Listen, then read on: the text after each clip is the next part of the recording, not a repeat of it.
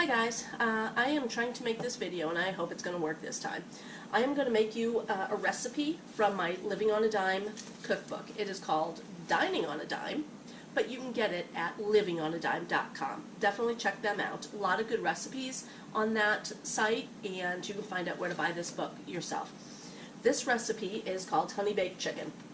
I have the ingredients out, and usually I make it in my oven, but I've challenged myself to make it in the Instapot, which I did 2 weeks ago, and it came out really good. I'm also going to be making it out on the grill, on the Weber, and in the Traeger, just to see what it tastes like in different ways of cooking. So I'm going to bring you along on this recipe, and it does call for 6 pieces of chicken, but I do believe I have 4 pieces of chicken thighs. I'll be using those. So first off, I do need... Okay guys, for some reason my camera keeps shutting off on me. This has really been a rough time with this camera. But anyway, I melted my butter, and it also calls for 3/4 of a cup of butter. I'm going to do 3/4 of a cup of honey, and whoops, you can use any honey you want to. Usually I have like the raw honey, but this time I just grabbed a quick, easy honey from the Dollar General. So I'm going to use 1/3 of a cup. And you know what? I'm not thinking. Not at all, guys. I don't know what's wrong with my brain today. I was doing 3/4 of a cup. I only want 1/3. So I'm going to put that in there, and then I'm going to add 2 tablespoons of prepared mustard. I have used Dijon mustard. I've used hot mustard. You can make this with whatever mustard you want. I'm going to do 2 tablespoons. Then I'm going to mix it all. And then we'll mix it all together. With this, I'll also serve mashed potatoes and a salad. All mixed in there, and I want a little bit of salt. I want 1 teaspoon of salt. Put that all in there. 1 teaspoon of salt. Over here. There we go. A little less than a teaspoon. Just this. Mix it up. Okay. Now I'm going to grab my Instapot. Be pouring that back into the honey jar. Yeah, I think I'm doing too much at once. We have storms in the area too. My husband is away on, he works traveling, and where he travels right now today, they're in bad storms, so I'm kind of concerned about him. Let's put this over here. I'm going to plug in my Instant Pot. Okay, it is plugged in. I'm going to take the cover off, and inside here I do have this little ring. I'm going to put 1 cup of water in my Instant Pot. When I made this before, that's what I did. I put 1 cup of water into the bottom of the pan, and I had 2 chicken breasts, and then I put my chicken thighs on top, and I coated it. I'm not going to use the chicken breast this time. I'm just using my chicken thighs. So I'm sure it'll still come out good. 1 cup of water goes in there, and I'm going to bring the camera over here to show you. Right in here. That is 1 cup of water. It does not come up. My chicken is going to sit right on that grill there, and my mix is going to go right into it. Okay, so not too difficult. I'm going to open this up. You can put this on saute. I haven't done a saute recipe yet. I'm just going to put this on for cook. This is defrosted chicken. I'm going to put it right in there. It's not very difficult to cook with an Instapot. the directions that they give you do not tell you what you're doing. They don't tell you diddly squat. I've learned how to use this by going online and looking up other YouTubers. If you have an Instapot and you don't know how to use it, look up other YouTubers. That's the best way to learn. I need to wash my hands. I have one video YouTuber I watch. I'm trying to think. Laura Peterson, I think. Laura Peterson. She has her young daughter cooking with the Instapot. Makes great recipes. Okay, so my chicken is in there. Now what I'm going to do, I'm going to take this. I'm going to kind of coat my chicken, and then I'm going to pour this over the chicken. And the chicken thighs all kind of fill up this pan here, so the sauce is going to stay kind of on top, but it is going to go down into that water. You could also probably marinate your chicken in this. I didn't think about that. That might be a good idea. Okay, now I've dropped some on there. I'm just going to pour this right on top, and it will absorb in there. Okay. All right, now what I'm going to do is grab my glasses, because I'm going to put, excuse me, I'm going to put my lid on. Okay, make sure it's locked on. My lid is locked on. Make sure your top button here is on seal. I have 2 venting areas and 1 seal. Okay, you do not want it venting, you want it sealing. And then I'm going to put it on to, let's see, manual. And then I had cooked my chicken on 20 minutes when I had the 2 pieces of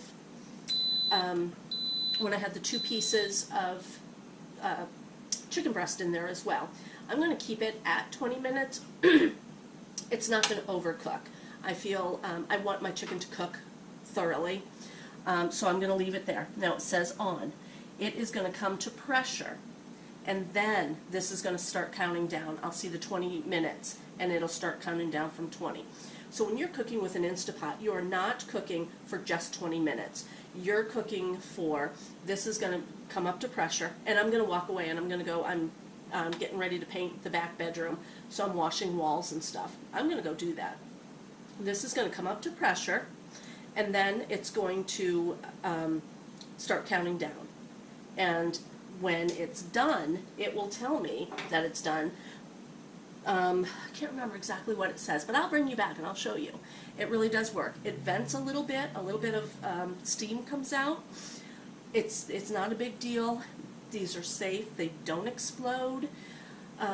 As long as you're, doing, what it says and all that good stuff, this is fine. I feel very confident with this. I do have an American canner, and I need to start using that.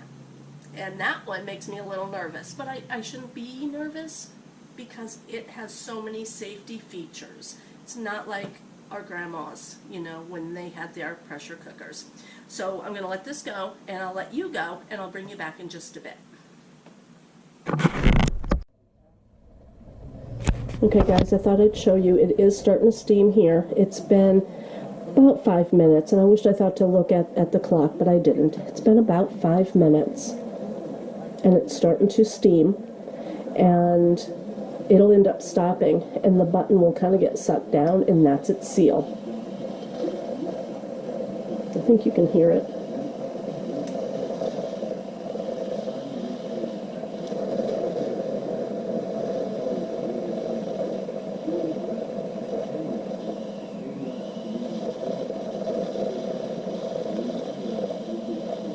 I'm waiting for it to seal so you can see it.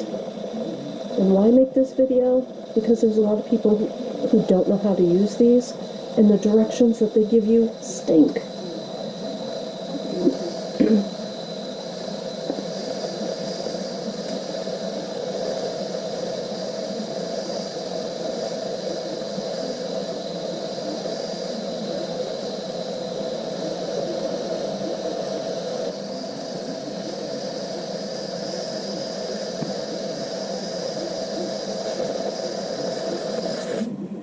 goes.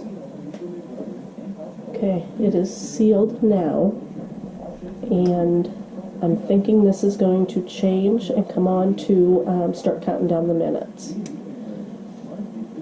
Not exactly sure how long that takes.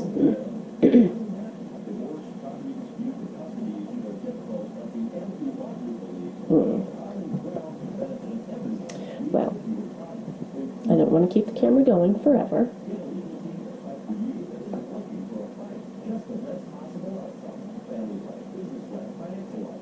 Okay, well, if I had not wanted to keep this at 20 minutes, I could have lessened the minutes down to 15 or 10 or whatever, or I could have put it up if I wanted to as well. I just chose to leave it at 20 minutes. Like I said, I want to make sure that chicken is done cooked well. So, okay.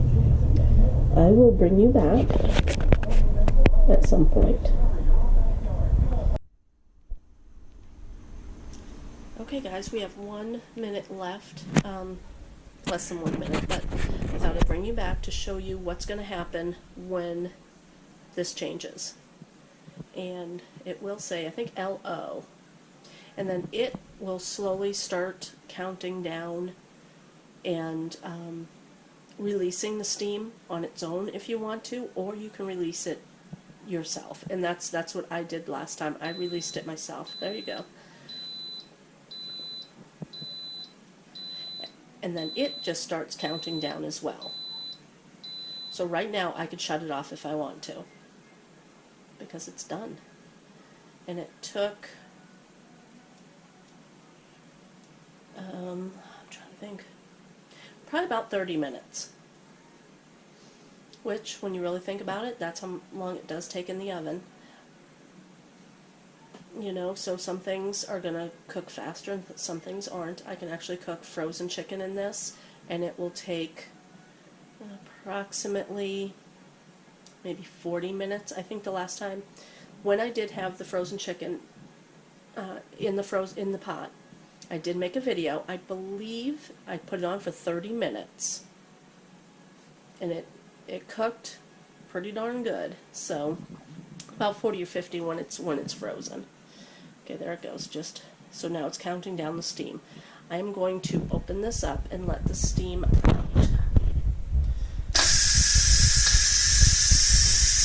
That's all there is to it.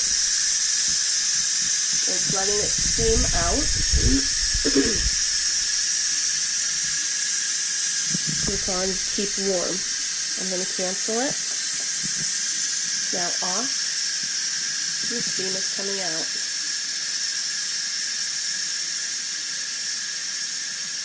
I'm going to wait until it's totally, all the steam is totally out, and then I'll open it up. And I'm holding the camera.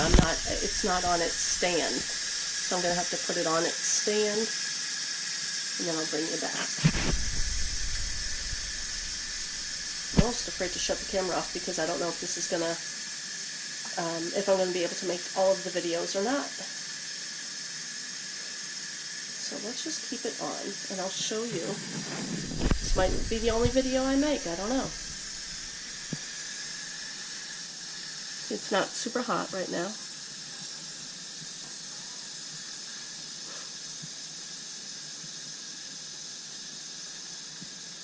Not bad, huh? It's venting all the hot air.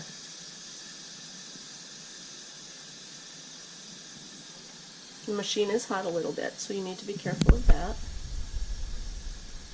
This here's a little hot, not super hot though. I do have it on the edge of my counter because of the steam, and it does kind of hit up on the wood up here. I don't have kids, so this is safe for me to have it on the edge. If I had kids, I'd be pushing this back. So, you know, just be careful of your household. But let's open this up. It's a little hot right here.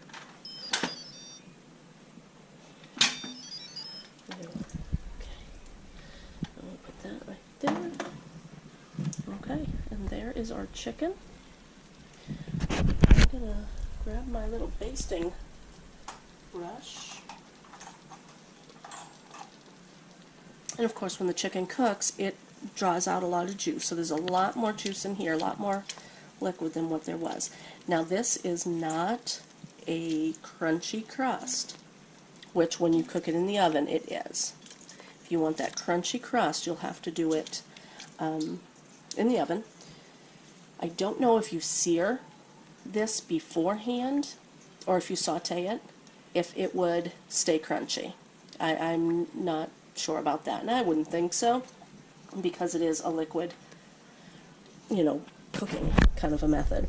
I'm going to put the camera down and I'll open this up and show you what the chicken looks like on the inside so we know that it is fully cooked. Okay guys, I have my plate. I'm going to grab a piece of chicken here, pull it out, and cut into it. Grab a sharper knife. Now it's not dinner time now, so I don't want to really eat, but I do want to try this. Cut into it. It is thoroughly cooked. And grab some of this. Like I said, the skin is not crunchy. It's not, you know, that really good, yummy skin that everybody likes.